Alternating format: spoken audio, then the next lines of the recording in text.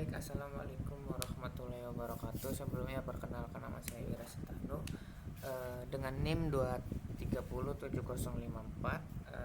Saya dari kelas SIKC 3B.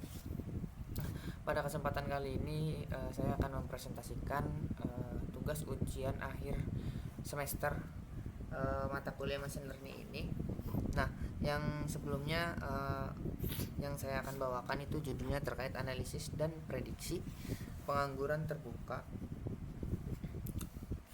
kabupaten dan kota di Provinsi Jawa Barat menggunakan mesin learning untuk mendukung smart economy. Oke, mungkin kita langsung lanjut aja ya. Nah, di sini ada dataset.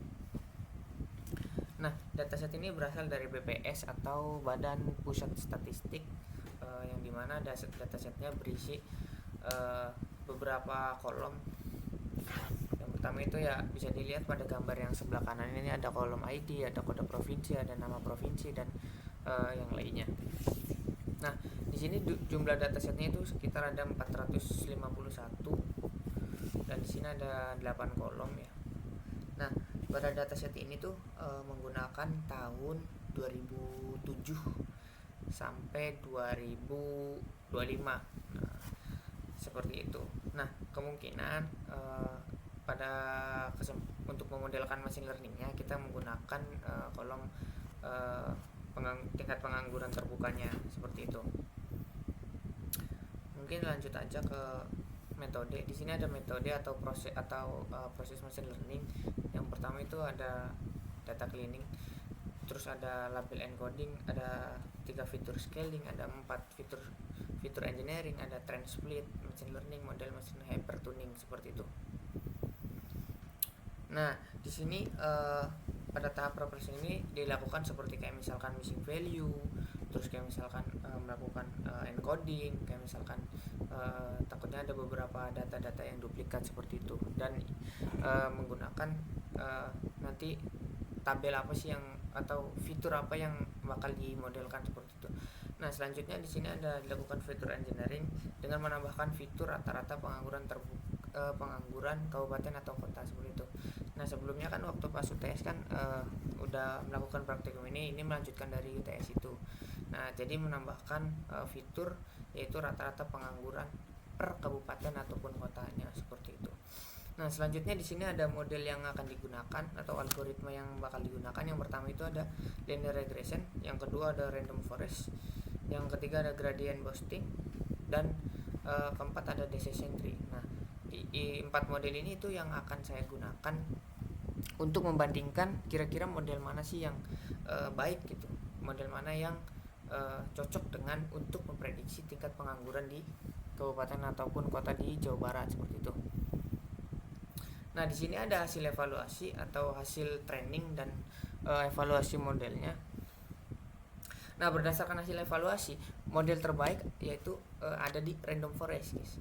Nah, karena kita menggunakan regresi, yang dimana kita akan menentukannya sesuai dengan data. Kayak misalkan evaluasi yang digunakannya kayak MAE, MSE, RMSE, dan R2 score seperti itu. Nanti kita melakukan regresinya ngelihat dari hasil dari trainingnya, ibaratnya kayak model yang baik itu model yang menggunakan algoritma apa gitu.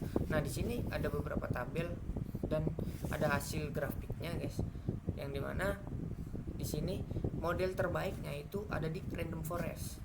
Kenapa di random forest? Karena nilai RMSE-nya itu 0,8, yang dimana itu sangat rendah. Artinya kenapa rendah? Karena itu itu tuh agar ini errornya rendah seperti itu. Nah, terus di sini ada R2 score-nya, yang dimana R2 score-nya itu adalah paling tinggi, yang dimana ada sekitar 0,92. Bisa dilihat pada tabel ataupun grafiknya, grafik pembanding ya, atau visualisasi pembanding. Nah, di sini terdapat 0,92, dan yang lainnya itu di bawah dari 0,9. Nah, random forest itu adalah model ataupun algoritma yang akan kita gunakan. Nah, hal ini menunjukkan bahwa model mampu memprediksi tingkat pengangguran dengan cukup dan dibandingkan dengan model lainnya seperti ketiga model itu. Oke, selanjutnya. Nah, di sini ada demo aplikasi. Mungkin kita langsung ke aplikasinya aja ya, bentar. Di sini adalah hasil gradio atau dashboard ya. Mungkin saya judulkan sini dashboard Smart Ekonomi Jawa Barat ya. Nah, mungkin langsung kita langsung ke prediksinya aja ya. Misalkan contoh saya pengguna nih, kita akan memprediksi 2029, tinggal ketik aja, terus kalian tinggal pilih kabupaten atau kotanya, terus langsung klik prediksi. Nah, di sini akan memunculkan prediksinya, yang dimana hasil prediksinya itu prediksi penganggurannya 6,80, prediksi di 2029 pada Kabupaten Indramayu. Seperti itu. Nah, di sini selain fitur prediksi, aplikasi juga memiliki nih fitur tambahan atau bonus ya, yang dimana itu bisa ngupload CSV, file CSV, terus di sini ada preview dataset upload atau menampilkan datasetnya. Nah, di sini juga ada grafik tren penganggurannya juga, yang dimana bisa melihat melalui grafik kira-kira di Jawa Barat nih tingkat penganggurannya menaik atau turun seperti itu. Nah, di sini menampilkan juga model terbaiknya, yang dimana model terbaiknya kan tadi random forest ya, yang dimana RMSE-nya 0,8 dan R2 skornya itu 0,9 seperti itu. Nah, mungkin seperti itu demo dari dashboardnya ya. Sebelum ke ini, kita lanjut dulu kita akan menjelaskan sedikit terkait analisis smart city-nya ya, yang dimana project ini mendukung smart economy, yang tadi pilar dari smart city ya. Dalam smart city, karena dapat membantu pemerintah memahami kondisi, misalkan ketenaga kerjaan, jadi bisa ngelihat data atau bisa ngelihat grafik atau bisa memprediksi kayak gitu. Nah, selain itu hasil prediksi dapat digunakan juga sebagai bahan pertimbangan nih buat dalam pengembangan kebijakan ekonomi nih, apalagi khususnya buat ke pemerintahan ya, seperti itu. Mungkin kita lanjut ya. Di sini ada kesimpulan. Nah, mungkin kesimpulan pada proyek ini adalah machine learning yang dapat digunakan untuk memprediksi tingkat pengangguran di provinsi Jawa Barat. Terus di sini yang kedua ada random forest. Random forest adalah algoritma atau model machine learning yang menjadi model terbaik untuk memprediksi tingkat pengangguran ini.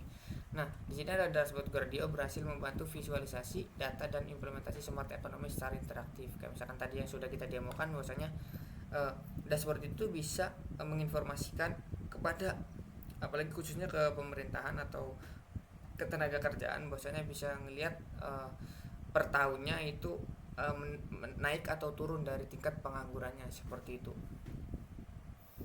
Nah, mungkin buat kedepannya ya, sistem ini dapat dikembangkan dengan dataset yang lebih besar dan deployment secara online, seperti itu. Seperti kayak misalkan udah di hosting, terus kayak misalkan kita bisa dapat yang terbaru kayak misalkan 2026, 2027 seperti itu. Oke. Nah, mungkin di sini ada link pendukung ya. Nah, terus di sini udah selesai ya. Mungkin seperti itu aja kesempatan kali ini ya, untuk saya mempresentasikan hasil ujian akhir semester pada mata kuliah machine learning.